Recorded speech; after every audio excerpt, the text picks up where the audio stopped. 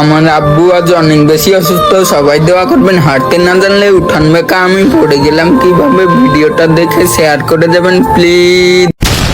জীবন সুন্দর হতো যদিও আমি তোমাদের মতো করে জন্মগ্রহণ করতাম, ভালো মতো চলাফেরা করতে পারতাম, কিন্তু আল্লাহ আমাকে এমন ভাবেই বানাইছে আমি হাঁটতেও ঠিক মতো পারি না। কি জানো, এই হাঁটতে ঠিক মতো পারি না বলে নানান লোকে আমাকে নানান কথা বলে। তুই প্রতিবন্ধী হয়েও এইরকম ভাবে চলাফেরা করিস, এত হাসি খুশি থাকিস, কেউ কারো ভালো থাকা ভালো চলাফেরা করাগুলো দেখতে পারে না। আজ আমি একটু যদি পরিষ্কার পরিচ্ছন্ন হয়ে চলাফেরা করি, নানান লোকে নানান মন্তব্য করে। এই কিছু পাবলিক কমেন্ট বক্সে এসে বলবে তুই তো প্রতিবন্ধী, তুই এত পরিষ্কার ভাবে চলাফেরা করিস কেন?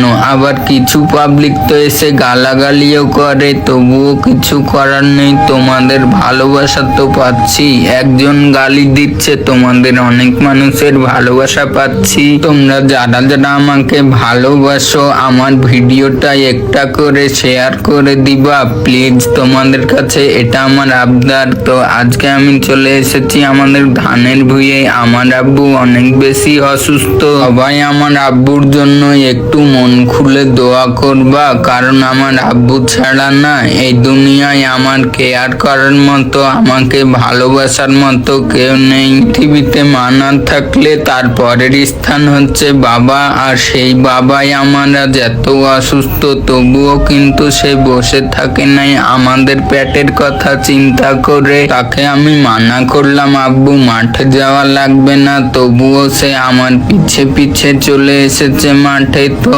আমাদের ধানগুলো কাটা পড়ে আছে, ধানগুলো আনা লাগবে, এর জন্য আমরা ভুঁই দিয়ে হেঁটে হেঁটে ছিলাম, কারণ ট্রাক্টর ঢুকাতে হলে যেন গাড়ি না ফুটে চাই, এর জন্য আমরা ভুঁই দিয়ে হেঁটে হেঁটে দেখছিলাম কোথায় গাড়ি বসবে কোথায় বসবে না। তো আমার আব্বু অনেক বেশি চিন্তায় পড়ে গেছে, আজ সে অনেক অসুস্থ। আব্বু এখানে বলতে ছিল যে ওই দিক দিয়ে গাড়ি ঢুকানো যাবে যদি গাড়ি ফুটে যায়। আমি বলছিলাম, তো আমার ছোট ভাই আবার বলছিল যে ওই পাশ দিয়ে ঢুকালেই হবে, দেন আমরা চলে যাই বেল খাওয়ার জন্য। আসলে আমাদের পাশের গ্রাম তো বেল অনেক ধরে আছে, তো আমার ছোট ভাইকে গাছে তুলে দিলাম, আর আমার এটা ভাতিজা হয়, তাকে আমি বলছিলাম বেল খাবা, তো সে বলছিল কাকু পাড়ুক তো খাবো। আমার আব্বুও বেল খেতে এসে দেখতে পাই পাকা বেল একটাও নেই। তো এখান দিয়ে আমি নামতে গিয়ে হঠাৎ করেই আমি পড়ে যাই। আসলে